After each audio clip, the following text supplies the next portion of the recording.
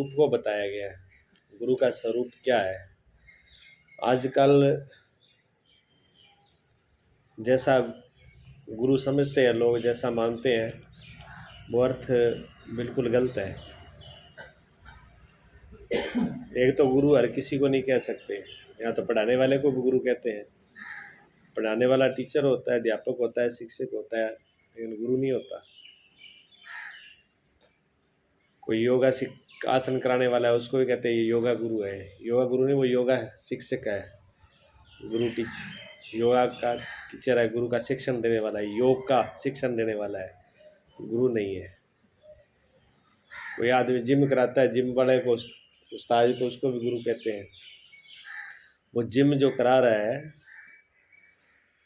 वो 2-4 kilo weight कम कर दे या शरीर की सेटिंग कर दे, वो गुरु थोड़ी है ना। इतने में कोई गुरु सिद्ध हो जाता है?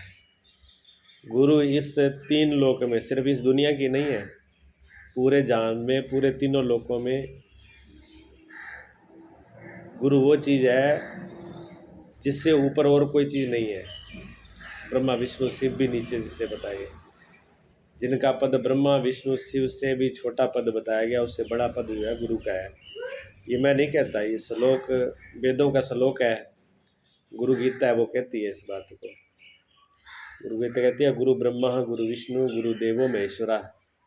तो गुरु ब्रह्मा है, गुरु शिव है, गुरु विष्णु है, लेकिन इससे बड़ा कोई है परब्रह्म परमात्मा जो है। अगर इनसे ही बड़ा कोई ब्रह्म स्वरूप निराकार परमात्मा कोई सत्ता है तो वो सदगुरु की है। ऐसे सदगुरु को मैं प्रणाम करता हूँ, नमस्कार करता हूँ। ऐसा सदगुरु पहली बात तो किसी को जिंदगी में कोई सोचता नहीं, समझता नहीं है भी मुझे ऐसी आवश्यकता है। लोगों को आवश्यकता होती है थोड़ी थोड़ी चीज़ों को। नौकरी के लिए आदमी को चाहिए तो 10-12 टीचर, ट्यूशन वाला टीचर अलग है, लाइब्रेरी वाला अलग है, मैथ वाला अलग है, साइंस वाला अलग है, हिस्ट्री वाला अलग है, सबके अलग अलग टीचर जो है उनको बना लेते हैं। वो ठीक है, वो ये नहीं कि बनाना गलत है, बनाना ठीक है, क्योंकि जो विद्या चाहिए हमें उस विद्या की लिए सिखाने वाला चाहिए।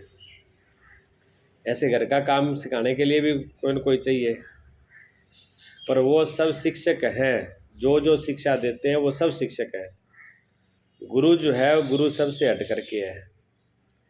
गुरु जो इस जीवन की मनुष्य, ये जो जन्म लिया है मनुष्य का, मनुष्य ने ये जो जन्म लिया नहीं, किस लिए लिया है, आया क्यों आदमी यहाँ पर, ये मनुष्य बना ही क्यों है, जीव इस धरती पर क्यों है, इसकी सबसे बड़ी संभावना, जो कुछ हो सकता है आखिरी संभावना है उसके अंदर पैदा कर देना, आखिरी ऊंचाई पे पहुंचा देना, ये सदगुरु का काम होता है। लेकिन वो तो सदगुरु से काम लेते नहीं है। सदगुरु से भी काम लेते हैं तो क्या लेंगे, छोटा मोटा काम लेंगे, संसार का ही। संसार के काम को लेना गुरु का अपमान होता है। और किसी भी व्यक्ति को ऐसे ही कह देना, नाम दे देना गुरु का, वो भी गुरुओं का अपमान है। जो महापुरुष है, सदगुरु है, उनका नाम किसी को उपाधि दे देना, मतलब जो जिसको जो लगना चाहिए स्टार, जो उपाधि देनी चाहिए। अब मान लो किसी ने पढ़ाई तो जज की करी है, अब जज वाली पढ़ाई की, उसको तो जज का ओहदा दिया नहीं है, और जो खेत में जा रहा है उसको कहा जज साहब कैसे हो। भेड़े बकरियां चराने वालों कहते हैं जज साहब कैसे हो, उसका नाम रख देना, यानी जज का अपमान करना है, कलेक्टर का अपमान करना है। अब किसी ने छोटा मोटा कोई काम किया और उसको कहे इसको स्वर्ण पदक दे दो, इसको भारत रत्न से नवाजित करो, तो भारत रत्न उसके लिए थोड़ी है। भारत रत्न की उपाधि तो कोई विशेष कार्य किया हो, विशेष बड़ा काम किया हो, उसको भारत रत्न दिया जाता है। इसी प्रकार हर किसी को बिना सोचे समझे पहले तो किसी को गुरु नहीं कहना ही अपराध है। मानना तो दूसरी बात है, मानना तो है ही है। जिसने ऐसे ही मान लिया, जो गुरु नहीं है उसी को गुरु मान लिया, तो उसको कुछ मिलने वाला नहीं है जिंदगी में। और किसी ने ऐसी चलते को गुरु कह देना, वो गुरुओं का अपमान है। गुरुओं की उपाधि जो है वो विशेष रूप से है। गुरु नानक देव जी, उनको गुरु की उपाधि है। गुरु कबीर साहब, आदि गुरु शंकराचार्य जी, जगत गुरु रामानंद जी, रविदास जी, बुल्ले शाह, मीराबाई, जो जिनके नाम हैं और ऐसे आज भी हैं। ऐसा नहीं है कि इतिहास में पहले हुए जब अब नहीं है, ऐसे आज भी हैं, लेकिन उन तक पहुंचने के लिए हमारी योग्यता होना जरूरी है। हम उसके योग्य ही नहीं हैं। अब कोई आदमी कहे कि मैं जज बन जाऊं, तो जज की योग्यता तो उसमें होनी चाहिए, डिग्री तो होनी चाहिए, समझ तो होनी चाहिए, तभी तो उसकी गद्दी पे बैठेगा। कैसे बैठ जाएगा? जज की गद्दी बैठने के लिए जज का वाला तो चाहिए योग्यता। अब योग्यता है नहीं, वो कहे कि हमको इस सीट पे बिठा दो, कैसे? इसलिए परीक्षा, जो भी परीक्षाएं होती हैं, वो सारी परीक्षाएं इसीलिए होती हैं कि आदमी इस लायक है कि नहीं इस नौकरी के, तब उसको नौकरी दो। लायक वो है नहीं, दिमाग काम नहीं कर रहा, पढ़ाई है नहीं है, समझ है नहीं है, उसको सरकार कैसे नौकरी दे देगी? नहीं देती है। अब छोटी छोटी नौकरियों में इतना कुछ देखा जाता है, हिसाब लगाओ आप। और जब गुरु को दीक्षा की लेनी बात आती है, गुरु की दीक्षा की, तो कोई परीक्षा नहीं है।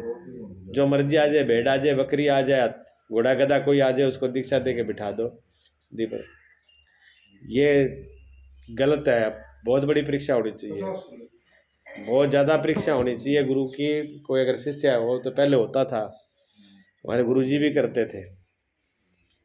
कई लोग ऐसे हैं जो 12-12 साल से घूम रहे हैं, दीक्षा नहीं दी, तो उनके अंदर योग्यता नहीं थी तो नहीं दी।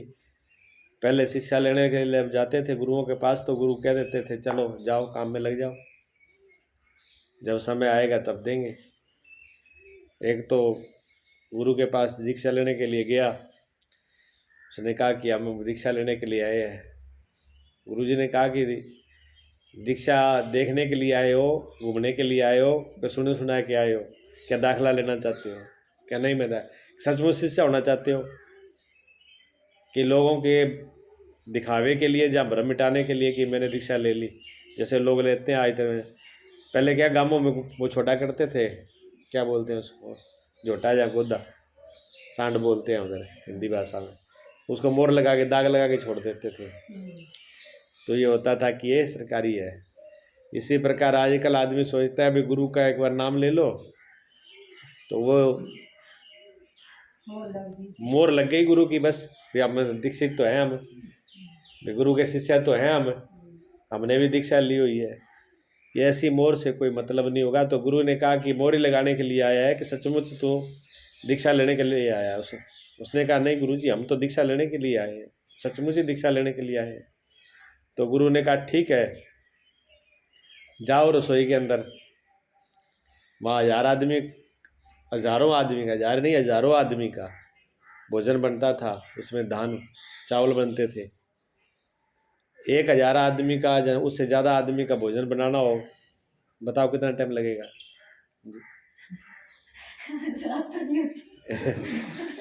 दो हाँ हाँ, चलो 2-4, हाँ जमाना तो टाइम पर पड़ेगा ना, भोजन तो टाइम पे बनाना पड़ेगा है, मतलब तैयारी उतनी करनी पड़ेगी, ये निश्चित है। अब एक तो 2 आदमी का भोजन बनाना है, तो आपने फटाफट चलो सब्जी बना दी, तो रोटी बना दी, हो जाएगी ना। और 1000 का ही बनाना हो फिर, और पता ही नहीं आसर में, तो ब्याज 1000 का तो बोल रहे हैं, और 1000 का बनाया, और हो सका 500 संगत और आ गई, तो माँ ये तो कोई पूछ के तो आएगा नहीं, बता के तो आएगा नहीं, ना फोन करेगा कि हम रिश्तेदार आए हैं, तो रास्ते चलते हुए कोई काफिला जा रहा है, भूख लगी है, तो वो तो सोचेगा चलो डेरे में लंगर चल रहा है, खा के आए। तो लंगर में तो कोई भी चला जाएगा, लंगर में कोई गिनती होती है कितने लोगों ने खा ली? जब लंगर होता है, भंडारा होता है, तो उसमें 500 की जगह 1000 आदमी खा जाता है भोजन, और चलता है वो। तो ये तो पता ही नहीं है, रोज चल रहा है ऐसे, तो लोग दूर दूर से आशा करके आते हैं कि चलो वहाँ भोजन मिलेगा। तो चावल बनाया जाता, भात बनाया जाता चावल रोज के, और दाल बनती, सब्जी बनती। कहा तो लगा दिया रसोई में। गुरुजी ने कहा कि यार रसोई में जाओ, और रसोई में भोजन की तैयारी करो, धान कूटो, धान तैयार करो, और जब तक मैं ना बुलाऊं तब तक मेरे पास नहीं आना। जब तक मैं बुलाऊं नहीं तब तक मेरे पास आओगे नहीं, आप रसोई में रहोगे। तो ठीक है गुरुजी, चला गया। अब रसोई में रोज उसका काम सुबह से लेकर शाम तक बस रोटी खाने का टाइम मुश्किल से मिले, क्योंकि जब इतनी भोजन की तैयारी करनी है तो कितना धान तैयार करना पड़ेगा, कितना धान कूटना पड़ेगा। सुबह से शाम तक रात तक बस भोजन खाए और इतना थक जाता कि रात को नींद आ गई, उसको पता ही नहीं कब कहाँ नींद आ गई। पड़े पड़े कई बार तो रसोई में सो जाता, बिस्तर भी नहीं पहुँचता, उसकी हालत थी। ऐसे करते करते कितने साल तक उसने भोजन बनाया, बता सकते हो? कितना इंतजार किया होगा? 12 साल। 12 साल तो भोजन बनाता ही रहा, गुरुजी ने बुलाया ही नहीं 12 साल तक। और किसी को 12 मिनट अगर नहीं बुलाए तो वो कहेगा ले ये गुरुजी है, हाँ तो याद ही को नहीं, पूछा ही को नहीं। हाँ वो याद ही नहीं करते। हम तो गुरुजी को रोज याद करते हैं, गुरुजी तो हमें याद ही नहीं करते। हम ही पागल हैं जो गुरुजी के पीछे पड़े हुए हैं। गुरुजी तो कोई याद नहीं करते, ना बुलाते ना नाते, हम ही गुरुजी के पीछे पड़े हाथ धो कर। ऐसे लगता है ना, शिष्य को ऐसे ही लगता है। हाँ लेकिन जरूरत शिष्य को ज़्यादा होती है, गुरुजी की नहीं होती। बाजना तो किसी को पड़ता है, याद भी गुरुजी को है। स्मरण करने का काम शिष्य को होता है, गुरु का नहीं होता। जिसका जो काम होता है उसको वो काम करना चाहिए। अब वो कहता है कि हम सिमरण करें तो गुरुजी भी सिमरण करें। टीचर पढ़ते हैं ना स्कूल में, तो जब टीचरों के पास पढ़ने जाते हो तो जरूरी थोड़ी है भी टीचर पुस्तक पढ़े। वो टीचर तो आराम से कुर्सी पे बैठा है, लात पे लात रखे। अब वो विद्यार्थी है, वो कहता है हमको ही कहते हैं ये याद करो ये याद करो, अपने 24 घंटे कुर्सी बैठे मजे से। वो तो उन्होंने तो अपना काम कर दिया, उनको परीक्षा देनी नहीं, नौकरी लगनी नहीं, उनकी नौकरी पक्की है, वो तो आराम से बैठे हैं। अब तो उस विद्यार्थी को सोचना ना कि मैं पढ़ूंगा तो पास होऊंगा। परीक्षा विद्यार्थी को देनी है, टीचर को तो देनी नहीं है। तो टीचर तो आराम से कुर्सी पर बैठेगा ना। परीक्षा किसकी होनी है? विद्यार्थी की, टीचर की? विद्यार्थी की होनी है। मेहनत विद्यार्थी को करनी पड़ेगी। इसलिए हमारे महापुरुषों ने कहा कि जो गुरु करे वो शिष्य को कभी नहीं करना चाहिए, जो गुरु कहे वो करना चाहिए। जो गुरु करे वो कभी नहीं करना चाहिए। गुरु तो पूरे दिन सो रहे हैं चादर ओढ़ करके, और शिष्य चेला भी कहता है गुरुजी पूरे दिन सो रहे हैं तो अपने मस्ती से सो, क्या फर्क पड़ रहा है? अगर चेले ऐसा सो जाएगा फिर क्या होगा? गुरु ने तो जो चीज़ प्राप्त करनी थी वो कर ली। गुरु को तो साधना की जरूरत है नहीं, गुरु तो अपने सिद्ध है, वो तो करके बैठे हुए हैं, और शिष्य ने करनी है तो उसको मेहनत करनी पड़ेगी। तो शिष्य को तो लग जाना चाहिए अपनी मेहनत के अंदर, ठीक है ना। उसको अगर वो गुरु का बराबरी करेगा, गुरु को देख के चलेगा तो कभी कामयाब नहीं होगा। इसलिए गुरु क्या करते हैं ये इसका निर्णय मत लो, गुरु क्या कहते हैं इसका निर्णय लो। जो कहा है वो जीवन में आएगा तो जीवन सुधरेगा, जो कहा है वो जीवन में नहीं आएगा तो जीवन नहीं सुधरेगा, जीवन बनेगा नहीं। 12 साल तक उसने गुरु की एक आज्ञा, एक ही शब्द का पालन किया, कोई शिकायत नहीं करी गुरुजी से भी। इतना टाइम हो गया, अब कभी तो गुरुजी बुलाएंगे, शायद वो भूल ही गया भी गुरुजी मुझे बुलाएंगे। गुरुजी ने जो सेवा की आज्ञा दी उस सेवा में लग गया वो, और इतने तन्मय से लगा कि सब कुछ वही है। उसने ये भी नहीं कहा गुरुजी मैं तो आपके पास आया था कुछ सीखने के लिए, आपने ये चावल कूटने के लिए लगा दिया, चावल कूटने हो तो घर पे कूट लेता। उसने ये भी शिकायत नहीं करी, क्यों? गुरु के पास में छोटा बड़ा काम नहीं होता, गुरु की आज्ञा ही बड़ी होती है। हाँ, गुरु की आज्ञा ही बड़ी होती है। गुरु जो आज्ञा कर दे, कि गुरु कहे नरक को तो स्वर्ग समझ के जाइए, कबीर साहब ने कहा है कि गुरु अगर नरक में भेज दे तो आंख बीच के चला जाना चाहिए, स्वर्ग हो जाएगा, नरक रहेगा नहीं, सब कुछ बदल जाएगा। गुरु की, मैं तो गुरु की आज्ञा का है, काम कोई छोटा बड़ा नहीं है। तो जरूर थोड़ी है गुरु कहेंगे जाओ बैठ करके इलोम विलोम करना, कपाल भारती करना, आसन करना, माला इतनी माला फेरना, कोई जरूरी नहीं है कि गुरु वो बोले। गुरु पता नहीं क्या आदेश दे दे। सेवा का आदेश दिया तो सेवा ही भजन है, सेवा ही कीर्तन है, सेवा ही पूजा, सेवा ही साधना है। जो कुछ बोल दिया, सिमरण बोल दिया तो सिमरण ही उसके लिए सब कुछ है, उसको लग जाना। जो जिसमें आदेश दे दिया, जो आज्ञा दे दी उस आज्ञा पर डट जाता है, वो शिष्य पार होता है। जो गुरु की आज्ञा पर नहीं चलता है, गुरु की आज्ञा पर तर्क करता है, वितर्क करता है, संशय करता है, पता नहीं क्या होगा, होगा कि नहीं होगा, वो गुरु का अधिकारी नहीं है। वो गुरु के लायक नहीं है। गुरु गुरु का विश्वास नहीं है, वो उसको सिद्धि प्राप्त नहीं होगी। श्रद्धा व लभ्यते ज्ञानम, बिना श्रद्धा बिना विश्वास के कोई ज्ञान नहीं हो, कुछ भी नहीं हो सकता, कोई सिद्धि प्राप्त नहीं होगी। सिद्धि प्राप्त जब होती है जब गुरु पर दृढ़ विश्वास होता है, निश्चय विश्वास होता है। सबरी की तरह एक ही बार गुरु ने कहा कि यहीं बैठे कुटिया में बस सिमरन करना, राम यहीं चले आएंगे, चाहे 10,000 वर्ष क्यों ना बीत जाए, वहीं आए। यहाँ 10 मिनट भरी है, उम्र तो नहीं 10 साल की। कहते 10,000 वर्ष जितनी उम्र तो नहीं है, हमें पता है वो तो इतनी उम्र नहीं है, पर उन्होंने 10,000 वर्ष का किया तो 10 मिनट ही इंतजार कर लो। 10 मिनट का भी इंतजार नहीं होता। तो संशय जहाँ आ जाता है, जहाँ विश्वास नहीं होता, वहाँ सिद्धि प्राप्त नहीं होती है। उसने एक बार भी मन में ये नहीं हुआ भी इतना टाइम हो गया, गुरुजी शायद भूल गए होंगे, एक बार गुरुजी से जाके याद तो करवा दूँ भाई गुरुजी मैं भी यहाँ रसोई में सेवा कर रहा हूँ। मैं तो एक सामने जाऊँ, लोग थोड़ा सा सेवा कर देते हैं, फिर वो आगे नाम लिखाते हैं, बार बार गुरुजी को बताएं गुरुजी ये काम मैंने किया है, जताएंगे भी हमने ये किया है। अच्छा, गुरुजी से कोई छिपा होता है क्या? बेटा अगर कोई बेटा बेटी घर पे काम करे, माँ बाप से छिपा होता है? माँ बाप से छिप नहीं सकता, बेटे ने क्या किया, बेटी ने क्या किया, बहू ने क्या किया, माँ बाप से नहीं छिपता। माँ बाप को सब पता होता है, चाहे वो बोलें चाहे ना बोलें, कहें चाहे ना कहें। माता पिता से कोई चीज़ छुपती नहीं है। पर बच्चे जो है वो जताने की कोशिश करते हैं, वो सोचते हैं कि हम ज़्यादा समझदार हैं माँ बाप से। शिष्य भी देखता है गुरु को हम बताएं, गुरु को सब पता होता है कौन कितना है। 50 बच्चे पढ़ते हैं स्कूल के अंदर एक ही क्लास में, लेकिन टीचर को सब पता होता है 50 में से कौन कितना पढ़ाई करता है, कितनी योग्यता है, कितनी समझ है, कितनी किसकी पकड़ है, कितना कोई याद करता है और कितनी मानने वाला है। टीचर से कोई छिपा नहीं होता है। सवाल बताते बताते उनकी समझ में आ जाता है भी इसको समझ में आया और इसको समझ में नहीं आया। ऐसा होता है कि नहीं? कभी पढ़ाया है बच्चों को? बच्चों को पढ़ाया है कभी? पढ़ाया? किसने पढ़ाया आपने बच्चों? तूने पढ़ाया? तो जो पढ़ाया हो तो जरूर पता लग जाता है। पढ़ाते समय पता नहीं लगता है बच्चा कितना समझा कि नहीं समझा है? तो हाँ, माँ बाप को भी पता होता है भी हमारा बच्चा कैसा है। तो माँ बाप से, टीचर से कोई बात छिपी नहीं होती, से सदगुरु गुरु से भी कोई बात छिपी नहीं होती। गुरु को पता होता है कितनी। फिर भी जब शिष्य को लगता है कुछ, उसके अंदर अहम आ जाता है कि मैं कुछ हूँ, जहाँ मैंने कुछ पा लिया है, तो गुरु फिर ऐसी परीक्षा की घड़ी सामने खड़ी कर देते हैं। गुरु परीक्षा लेते हैं, उसको दिखा देते हैं। गुरु जी परीक्षा ऐसी नहीं होती जैसे तुम्हारे कॉलेजों में होती है।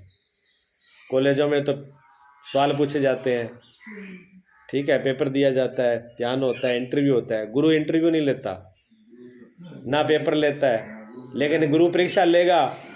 और गुरु परीक्षा लेगा और परीक्षा में आपको पता लग जाएगा भी हाँ मेरे अंदर कितनी योग्यता है, आपको भी दिखा देगा वो। गुरु की परीक्षा ऐसी होती है। गुरु प्रैक्टिकल करता है, जो सामने दिखाता है तो उसको दिखा देता है तेरे में योग्यता इतनी है, देख ले। उसके कामों से, उसके आचरण से, उसके अंदर की गति से, उसकी मन की विशेषता सब पता लग जाता है क्या है अंदर। तो इतना बड़ा धैर्य है। क्या परीक्षा है? सबसे पहली परीक्षा उसकी क्या है कि तुम जाओ और सेवा में लग जाओ। पहली बात तो तुम मेरी आज्ञा पर कितना, मेरी आज्ञा का कितना पालन करते हो, कितना गुरु को समझ रहे हो, गुरु पे कितना विश्वास है, कितनी श्रद्धा है। तो श्रद्धा का, विश्वास का, आज्ञा का परीक्षा में। दूसरी बात, धीरजता कितनी है, कितना संतोष और धीरज है। धीरजता जो है आदमी में बहुत कम है। बिना धीरजता के फल कभी पकता नहीं है।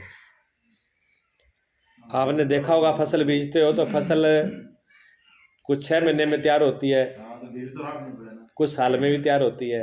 अब आम का पेड़ लगा लिया घर पे, अब आम का पेड़ 1 साल में तो आम लगेगी नहीं, सबको ही पता है।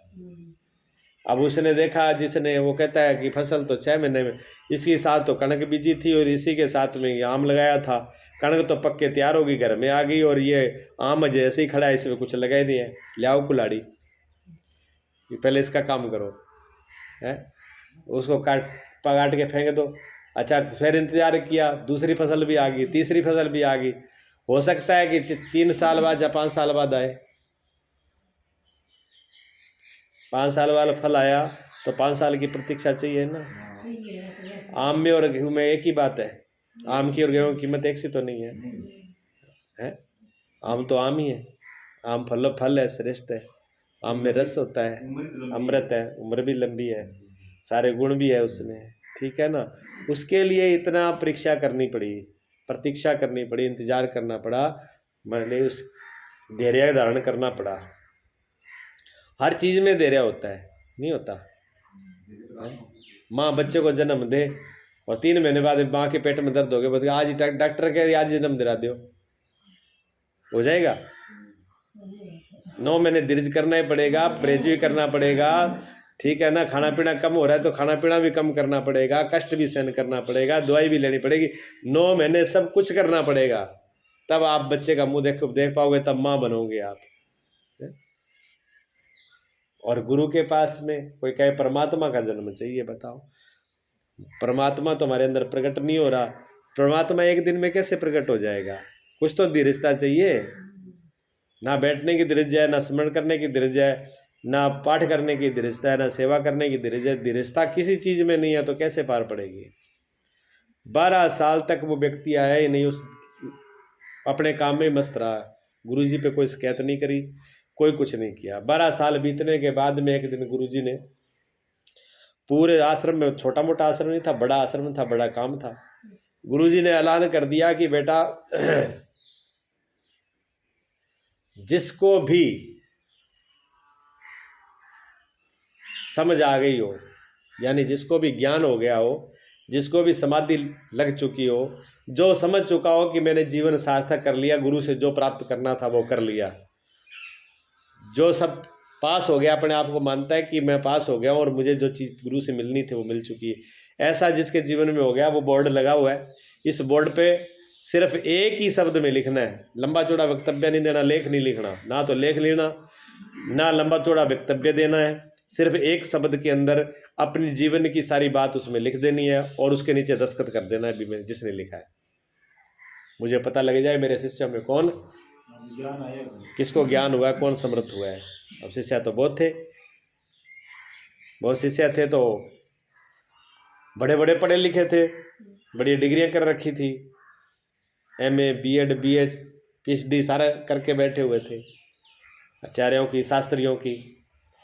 अब सब लोग विचार करने लगे कि लिख तो दे, पर अगर गलत हुआ तो गुरुजी को जानते ही हो, सबके बीच में दंड बैठ के लगेंगे और सबके बीच में पिटाई होनी है, बेइज्जती अलग होनी है, और डंडे से पिटोगे जरूर। तो कुछ होंगे तो हिम्मत ही नहीं पड़ी, उन्होंने कहा अपने को तो ऐसे ही ठीक है, बिना सिद्ध पुरुष ही बड़े ठीक है। कुछ उन्होंने कहा कि आप तो बहुत पढ़े लिखे हो, आप ही लिख दो। नहीं, किसी की हिम्मत नहीं पड़ी। फिर एक आदमी ने लिखा, एक शिष्य ने लिखा, उन्होंने लिखा कि मन एक दर्पण है। मन क्या है? दर्पण किसको बोलते हैं? शीशे को। मन एक दर्पण है और उस पर धूल जमी हुई है, बस उस धूल का जड़ जाना ही समाधि है, यानी मन का साफ हो जाना ही समाधि है। ये उसने लिख दिया, पर डर के मारे नाम नहीं लिखा।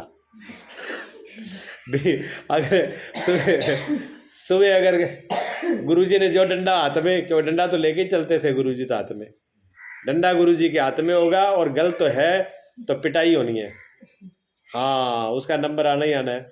तो डर के मारे उसने नाम नहीं, अगर उसने कहा गुरुजी ने अगर दी शाबाश, गुरुजी ने कहा बढ़िया, तब तो छाती तान के आगे खड़े हो जाए, गुरुजी हम ही थे, ठीक है ना। और जे कोई अगर आई आफत, डंडा हाथ में गड़बड़ हुआ तो चुपचाप बोलना ही नहीं है, चुप जाना, अपना बताना ही नहीं है।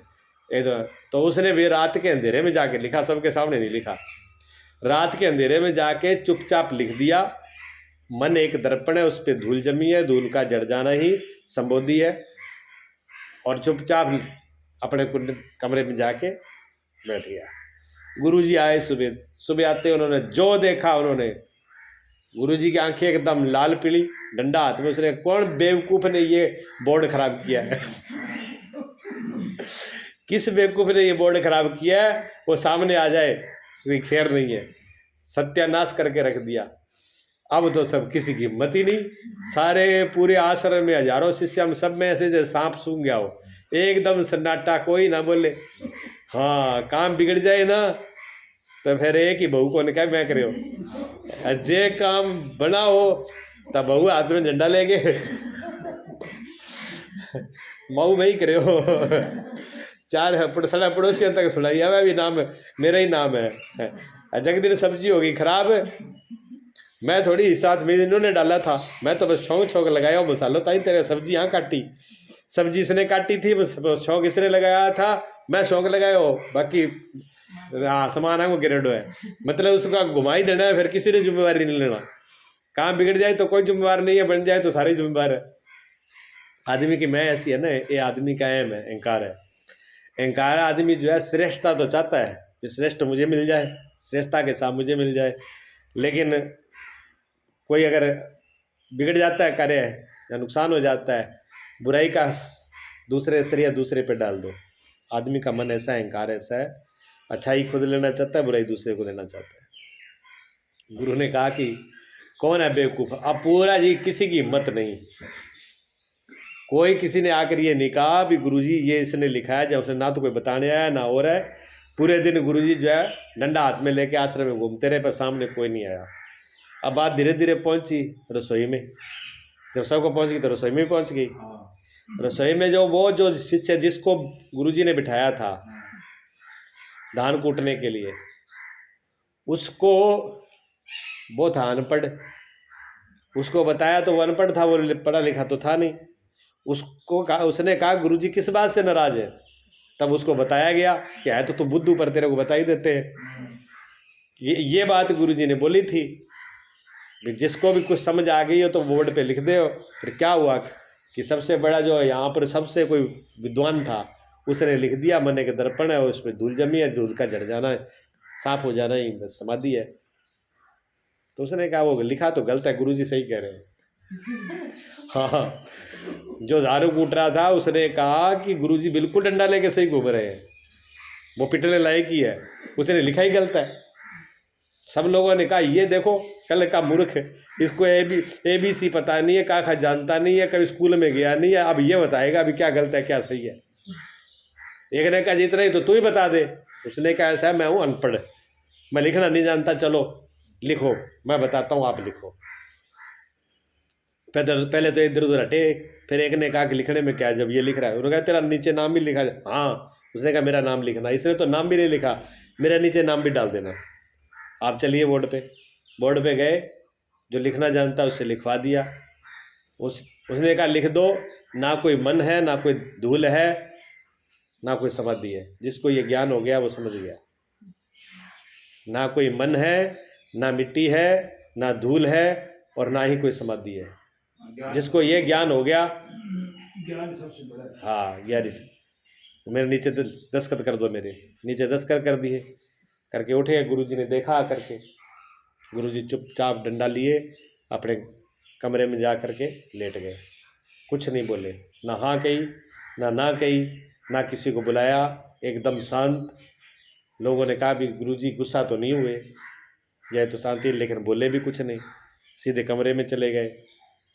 पर लोगों ने कहा अपना क्या पिटेगा तो ये पिटेगा, अपने क्या नाम इस दस्तखत इसका, कुटेगा ये कुटेगा, पिटेगा ये पिटेगा, अपना तो काम पूरा हो गया। रात को आधी रात में सब लोग सो गए, सारे शिष्य सो गए, पूरा आश्रम सो गया, सब अपने अपनी नींद में। रात को 12-1 बजे गुरुजी उठे, उठ करके वहीं पहुंचे रसोई में देखा तो वही लेटा था, उसी को जाके उठाया, बेटा खड़ा हो। उठ गया, प्रणाम किया गुरुजी को, हाँ गुरुजी चल मेरे कमरे में। अपने कमरे में ले गए, कमरे में ले आ करके अपना उस डंडा था और अपना कमंडल था, वो डंडा और कमंडल झोली उसको समर्पित कर दी। मेरा उत्तराधिकारी तू ही है, तू ही एक मेरा शिष्य है, जो चीज़ चाहता हूँ उसको तूने पाया है। पर एक बात ध्यान रख, ये इतने लोग हैं आश्रम के अंदर, ये तो मार डालेंगे तुझे, सबको जलन होगी, सबको पीड़ा होगी भी, ये बुद्धू जो है ये कैसे पहुंच गया, हम नहीं पहुंचे, इसलिए तेरे को यहाँ बर्दाश्त नहीं करेंगे, तुझे मार देंगे। अब तुम ये काम करो, ये डंडा और कमंडल लो और रात को यहाँ से आश्रम से भाग जाओ, दूसरी जगह आश्रम में जा करके दूसरों को दीक्षा शिक्षा देना, दूसरों को सत्य का रास्ता बताना, ठीक है ना। वो गुरु का अधिकारी हुआ। गुरु का अधिकारी कौन होता है, कौन गुरु बन पाता है? जिसके अंदर इतनी धीरजता हो, श्रद्धा हो, प्रेम हो, विश्वास हो, वो वहाँ पहुँचता है, वो गुरु की महिमा को जान पाता है। अब जो महिमा उसने गुरु की जानी है वो दूसरा जान सकता है क्या?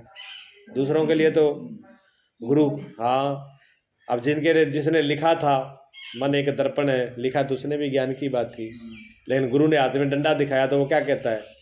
ये गुरु ही गुस्सेल है।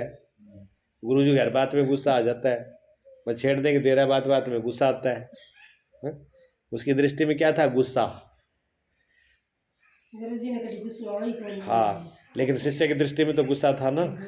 गुरुजी को तो गुस्सा नहीं आता कि गुरुजी के जहाँ गुरुजी है वहाँ तक वो पहुँचते ही नहीं। गुरुजी की आंखों तक पहुँच जाएंगे, गुरुजी के शरीर तक पहुँच जाएंगे, गुरुजी के इंद्रियों को देख लेंगे, शरीर को देख लेंगे। गुरुजी क्या है? गुरुजी तो देखने में आता नहीं है। गुरुजी का लिए गुरु गीता क्या कहती है? गुरु कह, आप पढ़ा हो तो आपने पढ़ा होगा, गुरु गीता कहती है ब्रह्मानंदम परम सुखदम। ये गुरु गीता का श्लोक है। हाँ जी, कहते हैं ब्रह्मानंद। गुरु क्या है? कहते हैं ब्रह्मानंद। हाँ, परमात्मा गुरु का स्वरूप है, परमात्मा का आनंद रूप, आनंद रूप है। गुरु का स्वरूप ही आनंद है। कहते हैं गुरु ब्रह्मानंदम परम सुखदम। छोटे छोटे सुख पे लट्टू हो जाते हैं।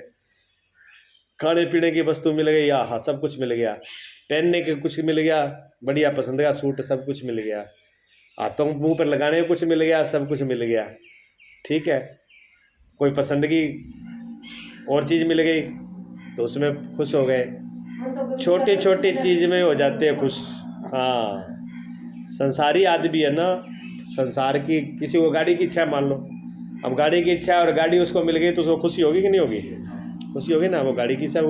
किसी को कोठी डालनी है और कोठी मिल गई तो, हर किसी बीन मिल गई तो, किसी को बीन नहीं मिल गई तो सब अपने अपनी जो चाह पर जो भी है संसार की, वो उसमें खुशी मनाते हैं। लेकिन वो सुख कितनी देर के हैं? कोठी का सुख कितने दिन रहेगा?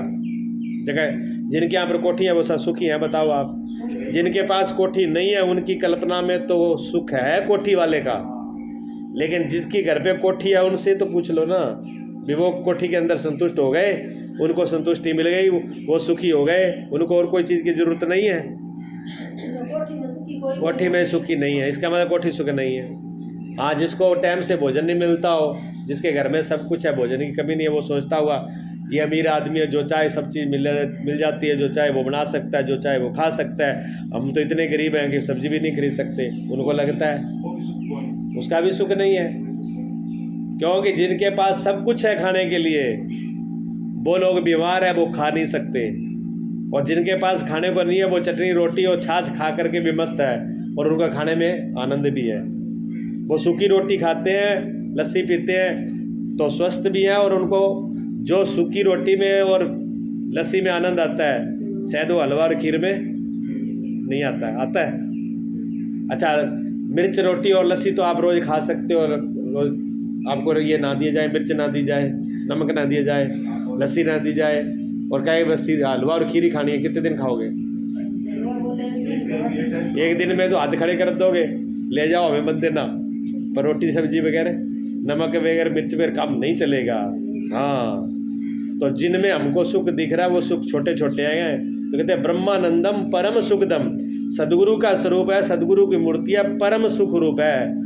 सिर्फ शरीर को नहीं देखना, जो गुरु के सिर्फ शरीर को देखता है, इतना ही शरीर है, ये इंद्रिय है, मन बुद्धि, वो गुरु तक नहीं पहुंच पाएगा।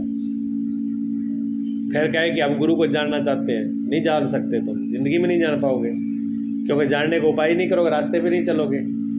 आप गुरु के शरीर को जानना चाहोगे तो अपने खुद के हड्ड मांस देख लो, जो खून हड्ड मांस आप में है वो गुरु में है, क्या दिक्कत है?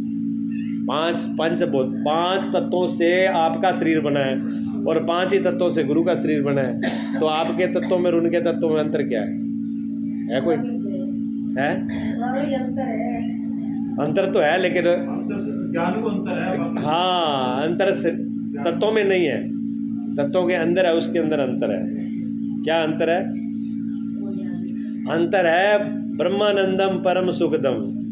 परम सुख आपके अंदर नहीं, आपके अंदर जलन है, दुख है, पीड़ा है, चिंता है, हर वक्त टेंशन, हर वक्त टेंशन है, हर वक्त दुख है, हर वक्त पीड़ा है, आपके अंदर है, वो गुरु में नहीं है। अच्छा, गुरु खुश होते हैं, प्रसन्न होते हैं, मुस्कुराहट होती है, तब वो भी स्वाति नहीं है। गुरु जी तो खुश रहते हैं, यहाँ जलन हो रही है। अब गुरु जी देखो, जलन होना चाहिए गुरु देख के कि इस बात का जलन नहीं होनी चाहिए। गुरु को देख करके ये बात स्मरण होनी चाहिए भी गुरु खुश हो सकते हैं तो मैं खुश क्यों नहीं हूँ, मुझे भी तो खुश होना चाहिए। अगर गुरु खुश हो सकते हैं तो मैं भी खुश हूँ, गुरु अगर प्रसन्न रह सकते हैं तो मैं भी प्रसन्न रहूँ। हमारे अंदर ये होना चाहिए, लेकिन हम उसको न समझ करके ऊपर से दूसरी बात को पकड़ लें तो ये भी अज्ञानता है, मूर्खता है। ठीक है ना। हाँ, तो परमा गुरु के अंदर क्या चीज़ है? आपके अंदर जो चीज़ है वो गुरु में नहीं है। आपके अंदर बेमनस्य है, आपके अंदर जलन है, आपके अंदर ईर्ष्या है, आपके अंदर छोटा मोटा है, आपके अंदर बड़ा छोटा है। आप एक दूसरे को देख करके कोई काम करोगे तो उसमें भी ईर्ष्या रखोगे, इसने ऐसे किया तो मैं ऐसे करूँगा। चिंता, बेमनस्य, दुख, पीड़ा, हीनता, ये सारी चीज़ें आपके अंदर है, वो गुरु जी में नहीं है। गुरु जी का स्वरूप क्या है? हाँ, भगवान शिव कह रहे हैं, गुरु गीता भगवान शिव ने माता पार्वती को सुनाई है और उसी का श्लोक है ये। ठीक है ना। ब्रह्मानंदम ब्रह्मानंदम परम सुखदम केवलम ज्ञान मूर्ति में। गुरु का स्वरूप केवल मैंने एक, दूसरा उसमें मिश्रण नहीं है, केवल ज्ञान की मूर्ति है गुरु। ठीक है ना। जो ज्ञान है वही गुरु है। अब ज्ञान तो पकड़ना नहीं, ज्ञान को उतारना नहीं, ज्ञान के साथ आलिंगन नहीं करना। आलिंगन करना हो, अगर हृदय में उतारना हो, गुरु के साथ एक करना हो, मैं गुरु के साथ एक हो जाऊं। और शिष्य जब तक गुरु के साथ एक नहीं होता तब तक शिष्य अधूरा है। गुरु के साथ जब तक शिष्य एक नहीं हो जाता तब तक शिष्य अधूरा है, शिष्य संताप में, पीड़ा में रहेगा। और गुरु के साथ एक होना है तो गुरु के ज्ञान के साथ एक होना पड़ेगा। ठीक है ना। 2 दिए, अभी आपने 2 दिए जलाए, ठीक है, 2 दिए जलाए तो दोनों में बाती दोनों में जलाई कि एक में जलाई? दोनों में जलाई ना। एक ही जला लेते, एक में ऐसे ही छोड़ देते। जो ऐसे ही छोड़ते वो दिया माना जाता? नहीं माना जाता। जो तो नहीं मानी जाती ना। दिया भी होता, बाती भी होती, घी भी होता, लेकिन उसको जलाते नहीं तो दीपक माना नहीं जाता, अधूरा माना जाता, जोत नहीं मानी जाती। जोत तभी मानी गई जब उसमें आपने जलाया। अच्छा, जब जलाया तो जो पहले दिए में जोत जल रही थी और दूसरे में उनमें प्रकाश में कोई अंतर है? जोत तो एक ही है ना। अच्छा, एक दिया तो वहाँ पीतल का था और एक मिट्टी का था। एक मिट्टी का था, एक पीतल का था, 2 थे ना अलग अलग। तो मैं जोत में, हाँ जोत एक है, दिया में फर्क है, शरीर में फर्क है। हाँ, एक का शरीर पीतल का है, एक का मिट्टी का है, शरीर में फर्क है, लेकिन जोत में फर्क नहीं है। जोत एक ही है, जोत में अंतर नहीं है, जोत एक है। अगर चाहते हो तो केवलम ज्ञान मूर्ति में, गुरु का स्वरूप ज्ञान है। अगर गुरु के स्वरूप को जानना चाहते हो तो आपको खुद ज्ञान की तरह, ज्वाला की तरह होना पड़ेगा। जब तक ज्ञान में अच्छा, ज्ञान होने के लिए क्या करना पड़ेगा? गुरु का शरीर तो, गुरु का स्वरूप तो ज्ञान रूप है और हमको भी ज्ञान रूप होना है, तो क्या करना पड़ेगा बताओ? बता सकते हो? साधना करनी पड़ेगी। साधना करनी पड़ेगी। क्या साधना करनी पड़ेगी? साधना का मतलब साधना पड़ेगा। क्या साधना पड़ेगा? साधना करोगा, समझना पड़ेगा। क्या समझना पड़ेगा? हाँ, शब्द क्या है? शब्द ज्ञान है। शब्द ज्ञान है, गुरु भी ज्ञान है। इसलिए कहते हैं शब्द, हाँ, शब्द गुरु श्रुति चेला 5 तत्व में रहे अकेला। शब्द ही गुरु है, शब्द ही श्रुति चेला है। सुरत को क्या करना पड़ेगा? शब्द के रूप होना पड़ेगा। शब्द सुरत को, हाँ, ये करना पड़ेगा। ठीक है ना।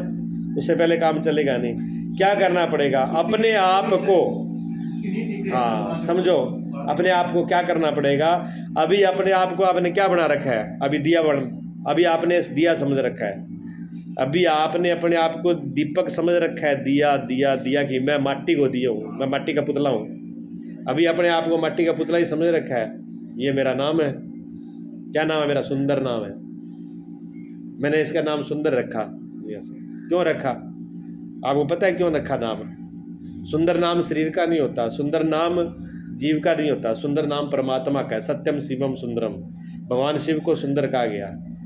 ठीक है ना। भगवान कृष्ण को सुंदर कहा गया, भगवान को सुंदर कहते हैं, इसलिए मैंने नाम ऐसा सुंदर रखा। सुंदर नाम, गुरु नाम ऐसा क्यों रखते हैं? ताकि आप शरीर का भाव न रहे, आत्मा का भाव आ जाए। सुंदर आत्मा है, सुंदर शरीर नहीं होता। सुंदर जो है वो आत्मा है, सुंदर शरीर नहीं होता। सुंदर शरीर कितनी देर हो जाएगा बताओ आप? मान लो कब पसीना आ गया, बदबू आ गई, जब कोई कीचड़ लग गया, जब बुराई लग गई, जब मिट्टी लग गई, मान लो नहा लिए, नहाने के बाद, अच्छा नहाने के बाद सुंदर हो गए, कितनी देर रहोगे? नींद आईडी हुआ है, लाल मुंह में पड़ती हुआ है, मक्खी एक अंदर जा, एक मक्खी अंदर एक बाहर मुंह में निकलती और बेहोश में पड़ी हो, बाल खिल रहे हो, तब देखो कितनी सुंदर लग रही हो, है? तब सुंदर होगा कोई? सुंदर शरीर नहीं होता है, क्योंकि सुंदर शरीर मिट्टी का है। पहले ही शरीर मिट्टी का है, इसलिए मिट्टी का रहेगा। सुंदर आत्मा है। तो सुंदर स्वरूप, गुरु का रूप ज्ञान रूप है, सुंदर रूप है। गुरु जब ज्ञान रूप है तो आपको ज्ञान रूप होना पड़ेगा। आपको सबसे पहले क्या करना पड़ेगा? जो दिया है दीपक को छोड़ना पड़ेगा, ज्योत में आना पड़ेगा। दीपक को छोड़कर ज्योत में आना पड़ेगा। अब हमने दीपक को जफ्फी डाल ली, दीपक को ही सब कुछ मान लिया, ज्योत से हम दूर हैं। आना ज्योत तक है, आना का किस तक है? ज्योत तक है। जब ज्योत के साथ एक हो जाओगे, जब ज्योत एक हो जाएगी तो फिर बताओ भेद रहेगा? फिर कोई मिट्टी रहेगी? फिर कोई अंधकार रहेगा? फिर दोष रहेगा? ज्योत में दोष नहीं है, अंधकार नहीं है, ठीक है ना। तो ब्रह्मानंदम परम सुखदम केवलम ज्ञान मूर्तिम, और कहते हैं द्वंद्वातीतम। अगला शब्द है द्वंद्वातीतम। द्वंद्व का मतलब जानते हो आप क्या है? द्वंद्व मैंने क्या होता है? द्वंद्व, हाँ तू बता, पढ़ी लिखी है।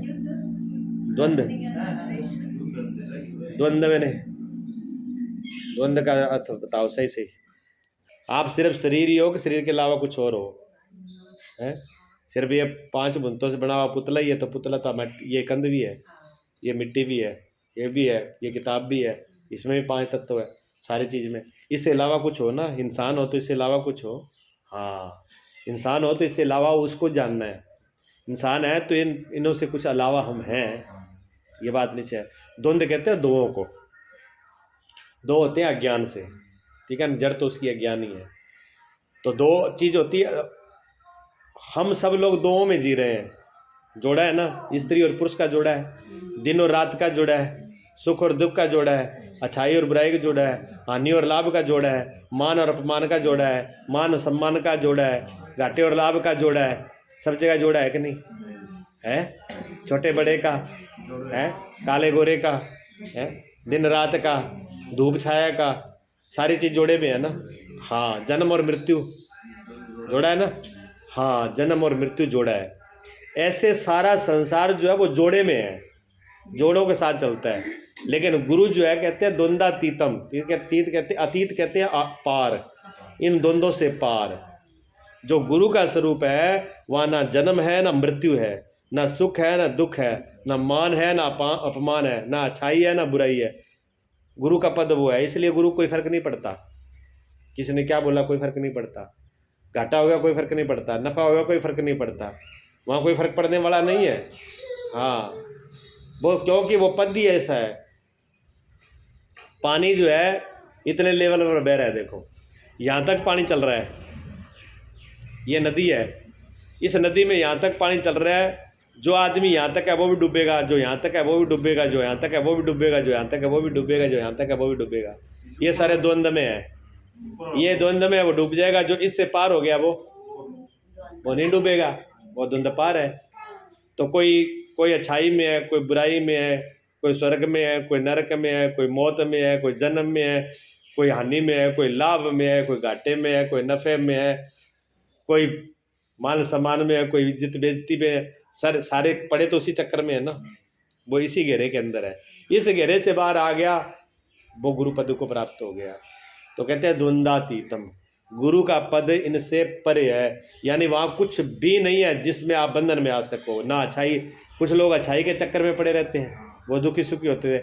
कुछ लोग बुराई के चक्कर में पड़ते हैं, जब तक बुरा नहीं कर ले उनको वो बुराई के चक्कर में ही रहते हैं। कुछ लोग मौत से डरते रहते हैं, कुछ जन्म से ही भयभीत होते रहते हैं। तो वहाँ ये कोई चीज़ नहीं है, माया कोई चीज़ नहीं है। तो ब्रह्मानंदम परम सुखदम केवलम ज्ञान मूर्ति में द्वंद्वातीतम गगन सदृशम। गगन किसको कहते हैं? आसमान को, आकाश को। आकाश में क्या गुण है बता सकते हो आप? आकाश में गुण क्या है? आकाश में क्या गुण है? हाँ, आकाश एक तो सब जगह है। घर से चले आप तो आकाश को साथ में तो नहीं ले आना पड़ा ना। आकाश तो जहाँ गए वहाँ आकाश साथ में ही है। तो आकाश नाम खाली जगह का है, तो आप जहाँ भी जाओगे खाली जगह सब जगह होगी ना। ठीक है, पहली बात आकाश सब जगह है, इसलिए गुरु की ऐसी कोई जगह नहीं है जहाँ गुरु ना हो। गुरु की सत्ता सब जगह है। हाँ, गुरु को एक जगह नहीं है, गुरु सब जगह है। आकाश गगन सदृशम, आकाश की तरह गुरु को जहाँ आप याद करोगे, जहाँ स्मरण करोगे, गुरु वहीं हाजिर होंगे, गुरु वहीं दिखाई देंगे आपको। गुरु हर जगह है, गुरु हर वक्त है और गुरु हर साथ में है। ठीक है। और आकाश में क्या गुण है? आकाश में गुण यह है कि आकाश में सारी चीजें समा जाती हैं। सारी चीज आकाश में समा जाती हैं। जो भी चीज पैदा होगी वो आकाश में ही होगी, आकाश में सब लीन हो जाएगी। ठीक है। अच्छा, आंधी आती है तो कितना तूफान होता है, कितना धूल मिट्टी कितनी होती है आकाश में, और आंधी चली जाए तब आकाश को गंदा कर देती है? आकाश कभी गंदा नहीं होता। आकाश निर्लेप है, असंग निर्लेप है। आकाश कभी गंदा नहीं होता, आकाश में कभी रंग नहीं होता, आकाश में कभी धूल मिट्टी नहीं जमती। इसी प्रकार गुरु का पद ऐसा है, गुरु का स्वरूप ऐसा है जिसमें कभी गंदा नहीं होता, वो हमेशा शुद्ध ही रहता है और सब रहता है। ब्रह्मानंदम परम सुखदम केवलम ज्ञान मूर्ति में और द्वंद्वातीतम गगन सदृशम तत्वमश आदि लक्ष्य। वेदों का महामंत्र है तत्व लक्ष्य, कहते उसको लक्ष्य है। तत्व और तोम पद का, तत्व और तोम पद का सार है। तुम जो जीव, इसका अंदर जो जीव है, ठीक है ना। जैसे दीपक आपने लिया, दीपक के अंदर सार क्या है? दीपक का सार क्या बताओ आप? दीपक को क्या सार है? तू ही बताओ बेटा। दीपक का सार, हाँ रोशनी। दीपक का सार है रोशनी, प्रकाश। दीपक का सार प्रकाश है। तो अब अच्छा, दीपक को प्रकाश करने के लिए कितना कुछ करना पड़ा? प्रकाश चाहिए तो मुझे प्रकाश था। हम दीपक क्यों जलाते हैं? हमारा लक्ष्य एक ही है, प्रकाश करना।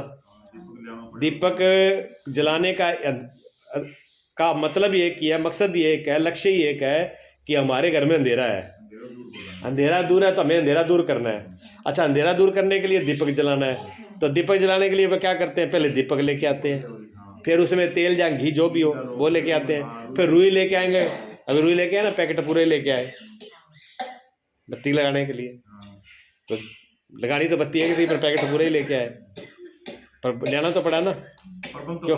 प्रबंध करना पड़ा, कैसा भी हो। तो बत्ती भी लेके आए और तेल भी लेके आए, दीपक भी लेके आए, जुगाड़ सभी किया।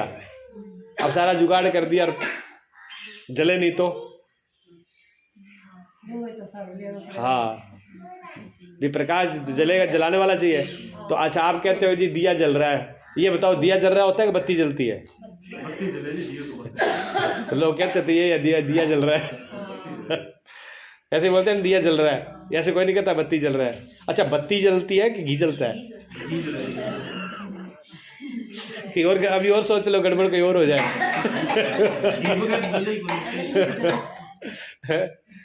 कहीं गड़बड़ और हो जाए मामला। सब कुछ जला, बत्ती भी जली, घी भी जला, दीपक भी जला, चलो सब कुछ मान लो, पर मतलब तो प्रकाश से है ना, कि और किसी से है? अंधेरे दूर भगा रहा है। तो हमारा लक्ष्य इस जीवन का लक्ष्य है। देखो ये जीवन है, इसके अंदर ये जो शरीर है ये दीपक है, इसमें जो बाती है, ठीक है ना, बुद्धि अंदर, इसके अंदर बाती है, बत्ती इसके अंदर बुद्धि है, घी है वो चेतना का है, ठीक है। उसका ज्ञान जब तक प्रकट नहीं, बुद्धि के अंदर अगर ज्ञान प्रकट नहीं हुआ, बुद्धि के अंदर अगर ज्ञान नहीं आया, समझ पता नहीं हुई, अगर इसके अंदर ज्ञान नहीं आया तो इस जीवन में प्रकाश नहीं होगा, कभी अंधकार ही रहेगा। और जब तक अंधकार रहेगा तब तक जीवन अंधेरे में रहेगा। जब तक ज्ञान नहीं आएगा तब तक जीवन अंधेरे रहेगा। यही बात भगवान शिव कहते हैं माता पार्वती को, देवी जी सुन लो, शिव जी का है, हाँ विज्ञान करना जरूरी है। और जब तक ज्ञान नहीं हो तो फिर उन्होंने कहा क्या करना पड़ेगा? गुरु के पास में जाना पड़ेगा, गुरु से शिक्षा दीक्षा भी लेनी पड़ेगी, गुरु ने जो रास्ता बताया वो भी करना पड़ेगा, सिमरन करना पड़ेगा, ध्यान भी करना पड़ेगा, पाठ भी करना पड़ेगा, सेवा भी करनी पड़ेगी, जो गुरु ने बताया वो सब करना पड़ेगा। नहीं करोगे तो वो दीपक जलने वाला नहीं है। दीपक तभी जलेगा, और जब दीपक जल जाएगा तो फिर प्रकाश आपको फिर दिखने लगेगा। ये है गुरु गीता। ठीक है, बढ़िया। फिर